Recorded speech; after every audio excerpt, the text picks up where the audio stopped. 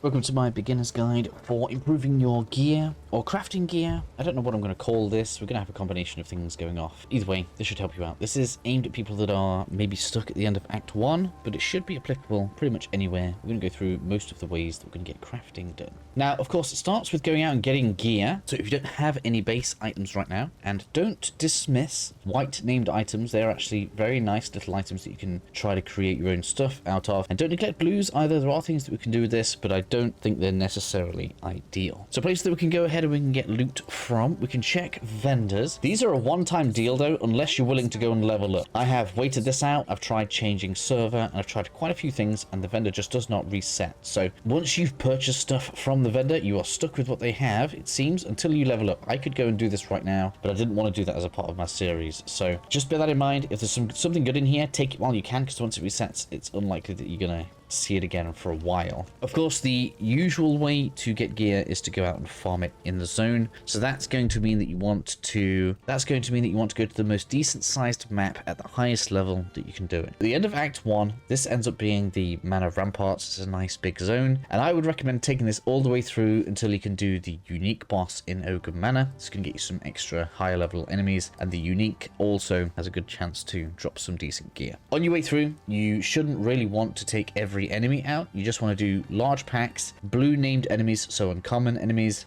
yellow named enemies, and the unique, as we said before. And this is just going to get you a decent base of materials and items that we can start working with. This is going to mean that you have a selection of stuff. Of course, I've been saving things for a video like this one, so we can start talking about this. Now, I had two decent yellow ones drop, and this is something that I want to actually switch to because I want to come away from the staff so they can have slightly better defenses. And if we mix this with a focus, we can actually get away with doing this without losing too much of our damage. So quite nice for casters. This is important for casters because unlike melee builds that can add runes to their weapons to increase their damage, we need to maintain our damage through the weapons, so just bear that in mind if you are following along as a caster. What I want to do though is I want to take a base item. So this is what we call a base item. This is just a white item that we picked up off the ground. And in fact, we have a few. So we're talking about I want to change from a staff to a wand, and I want to have a few of these so that we can go ahead and we can use the orb of transformation to make these blue. And we're just looking for something that we like the look of here, and if we were doing lightning, actually, we actually had a pretty good roll there.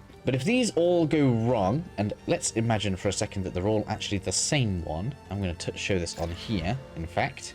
We can also get a fourth roll if we have three identical. This is actually something that they've added newly, and I don't like it very much because it's very bad. We can put three in here, we can reforge this, and this will give us an extra roll if we didn't like anything that we rolled on there. Now, I'm not going to do this because I actually want to show something else with the socketed item here, but just so you know, that's how we're going to get the most amount of rolls to try to find something that we want to work with. Now, out of these, I already have a decent one, right? Out of these, you would probably go with either the one that already has cold resistance or the one with the socket. Okay, so let's say you like this one, you decide you want to work with this one for now.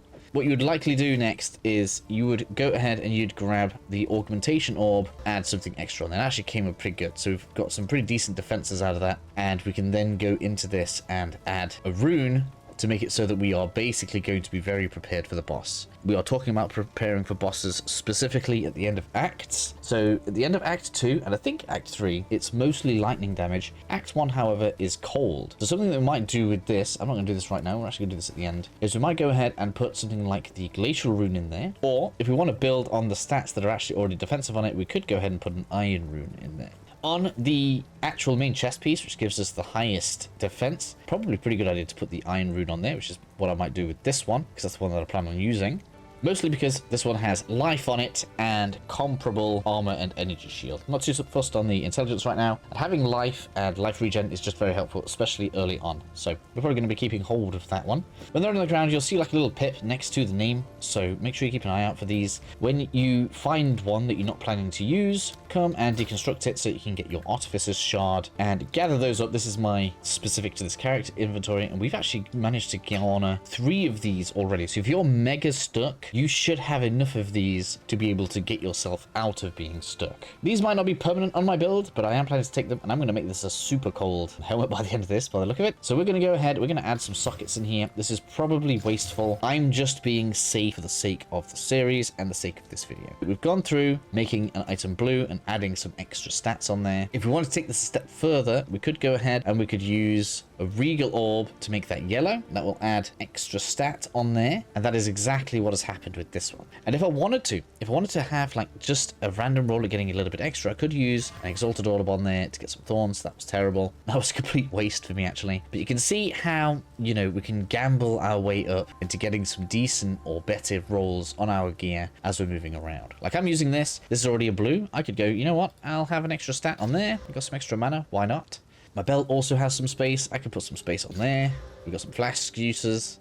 And you can see how that is going to start stacking up as we are looking to make our life a little bit easier on the final boss. So I'm just gonna make it so that we've got all of these filled where possible. The 7 extra strength sounds not great, but that is actually going to be an extra 14 HP, so not the end of the world either. And that is just going to, you know, have it so that we've got some basic gear on there. Now let's look at some stats for a second. I am running armor and energy shield because I think, especially early on when stats aren't too much of an issue, we can stand to have this damage reduction on most of the enemies, which is rather nice. And we are aiming to get our cold resistance up because that is the other element that this boss in particular is going to be using. We spoke about runes. You should have seen them dropping. I've had them coming out throughout the series. I am going to choose to put a cold one in my helmet and an iron one in my chest piece. Okay, this is going to give me some extra armor and energy shield and some extra cold resistance, which makes it look more like this. As we go through defeating the first boss, we're now going to take significantly less damage, which is rather nice. If you're a melee build and you're using attacks, you can actually add additional damage to your martial weapon, but we are unable to do this as a caster. So just bear that in mind. If you're a caster, we don't have anything that gives non-martial weapons, as the game calls them, anything that they can do.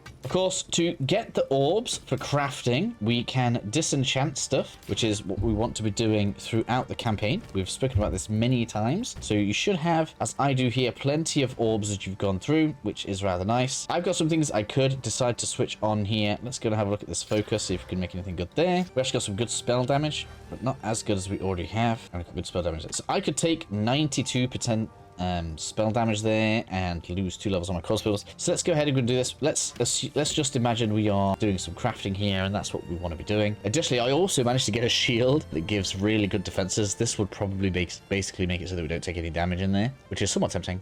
But let's play damage wise, and I think for the mage the focus makes the most sense because we're going to get some energy shield out of it and we're going to get some damage out of it as well. So that's defensive and offensive at the same time, and allows us to maintain the damage that we come to expect from the sorcerer's style class. I will keep my staff just in case things go badly for us in there. And my biggest sin right now is that I don't have any shoes with movement speed on. Do not at all underestimate the value of additional movement speed. It is absolutely phenomenal and can basically carry you through the game. I got a set with 20% on them on my other character that I've been kind of leading this character with, and oh my god, the survivability just through having extra movement speed is amazing. Lastly, when it comes to itemization and getting through the final boss fight, make sure you have the sapphire charm on. You get a chance to choose one of these very early in the act, so I hope you guys have done that. This is basically going to mean that every now and then after it charges up, which doesn't, you know, take too long, and it gets 2 instances before it has to recharge itself, you will not be frozen one time when you would have been frozen. So when the boss is throwing all of its ice out, we can ignore getting frozen a couple of times, which is extremely useful.